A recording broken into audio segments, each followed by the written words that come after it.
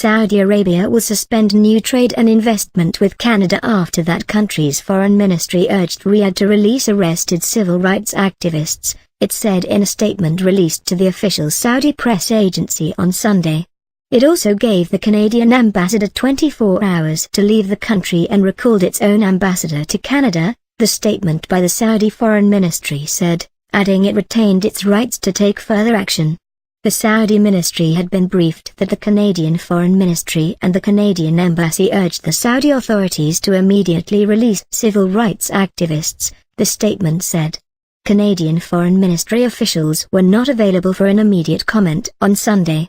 Last Wednesday, Human Rights Watch said Saudi Arabia had arrested women's rights activists Samar Badawi and Nassima al-Sayda, the latest two to be swept up in a government crackdown on activists, clerics and journalists. More than a dozen women's rights activists have been targeted since May. On Friday, Canada said it was gravely concerned about the arrests of civil society and women's rights activists in Saudi Arabia, including Badawi, the sister of jailed dissident blogger Raif Badawi. We urge the Saudi authorities to immediately release them and all other peaceful human rights activists, Global Affairs Canada said on its Twitter feed. Raif Badawi's wife Insaf Hayida lives in Canada and recently became a Canadian citizen.